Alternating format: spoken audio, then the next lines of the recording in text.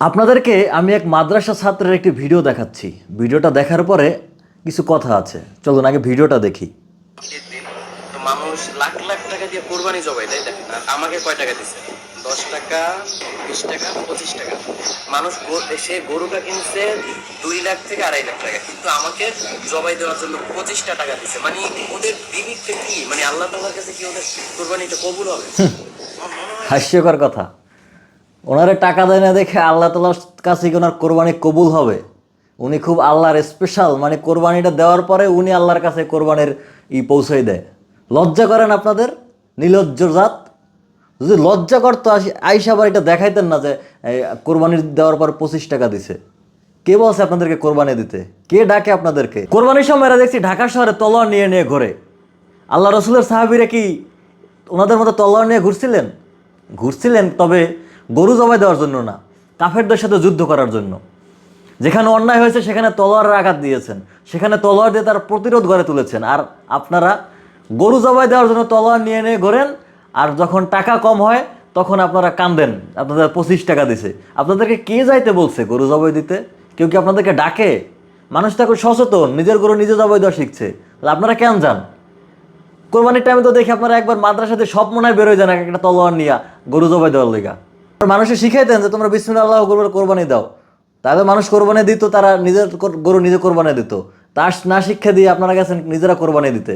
যেই লোক, যে ভদ্রলোক এই 25 টাকা দিয়েছেন তারা আমি স্পেশালি ধন্যবাদ জানাচ্ছি। এদেরকে 25 টাকা না, একটা টাকাও দিবেন না। কারণ আল্লাহ কোরআনে বলেছেন যে যারা ধর্মের বিনিময়ে এরা আগুনখোর। আল্লাহ বলেছেন যারা ধর্মের তুচ্ছ মূল্য যাতে না নেয়, তুচ্ছ মূল্য এদেরকে দেবেন, একটা সুতা এদেরকে দিবেন না। যদি এদেরকে একটা সুতা দেন, এরা হচ্ছে আগুনখোর। আর এরা যদি কোরবানি দেয়, এই কোরবানি আপনার কবুল হবে না। এরা ইসলামের কন্ট্রাক্টর হয়ে গেছে। আবার আয়সা বলে কি এদের কোরবানি কি কবুল হবে? কেন কোরবানি কবুল হবে না?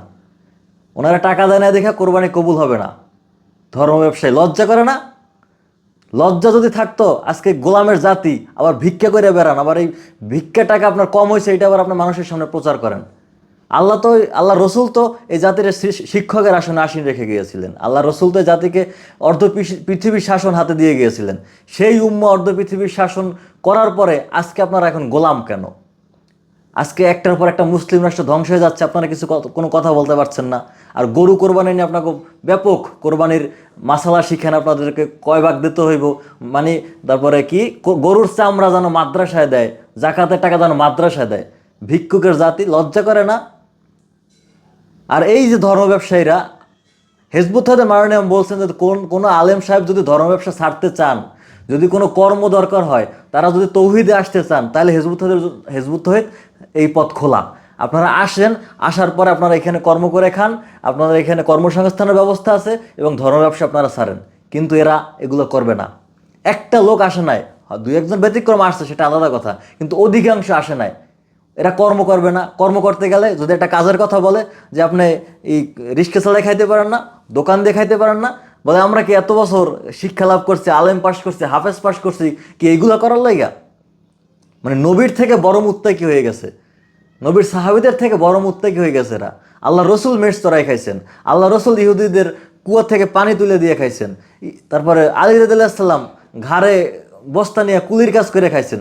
আর এরা অহংকার, এরা একটা কাজ করবে না, কিছু করবে না, এরা বৈশা বৈশা খাবে মানুষের ঘাড়ে। এরপরে এক এক এক ঘন্টা সারাদিন, মানে 1 ঘন্টা নামাজ পড়াইতে লাগে, আর বাকি সময় অবসর টাইম বলৎকার করবে, পরকীয়া করবে, এর স্ত্রী বা ভাগাই নেবে, এইসব অশ্লীল কাজে তারা ব্যস্ত থাকবে। এটা স্বাভাবিক, মানুষ যখন কর্মব্যস্ত না থাকে, যখন অবসর সময় কাটে, তখন ইবলিস তার উপর ভর করে। তাই এখন থেকে আমি বলবো, যেই লোক, যিনি ওনাকে 25 টাকা দিছেন, আপনাকে আমি অসংখ্য ধন্যবাদ জানাই। এবং অন্য অন্য যারাও আছেন, আজকে থেকে আপনারা আলহামদুলিল্লাহ এখন হিজবুত তাওহীদের প্রচারণা আপনারা অনেকটাই সচেতন হয়েছেন। তাই বলবো আজকে থেকে আপনারা এই ধর্ম ব্যবসায়ীদেরকে একটা টাকাও দিবেন না। গরু জবাই দেবেন, বিসমিল্লাহ আল্লাহু আকবার বললে গরু জবাই হয়ে যায়, এর বেশি কিচ্ছু লাগে না। আল্লাহ এর বেশি কোনো কিছু করতে বলেন না। আল্লাহ শুধু বলছেন যেন আল্লাহর নামে গরুটা জবাই হয়, ব্যাস। বিয়ে করবেন, আপনি নিজের স্ত্রীকে নিজে আপনি প্রস্তাব দেবেন, 2জন সাক্ষী রাখবেন, দেনমোহর দেবেন, আপনার বিয়ে হয়ে যাবে, ব্যাস। আর কিচ্ছু লাগবে না। নামাজ পড়বেন, সূরা কালাত জানেন না আপনারা? 10জন লোক এক জায়গায় গেলে একজন ইমামতি করবেন, শেষ। সেইখানে আপনাদের এদেরকে ডাকার তো কোনো দরকার নাই। কাজী আজকে থেকে আমি বলবো, যারা প্রকৃত ইসলামের সন্ধান চান, যারা এই ধর্ম ব্যবসায়ীদের বিরুদ্ধে প্রতিরোধ গড়ে তুলতে চান তাদেরকে হিজবুত তৌহিদ আহ্বান করছে, আপনারা আসেন।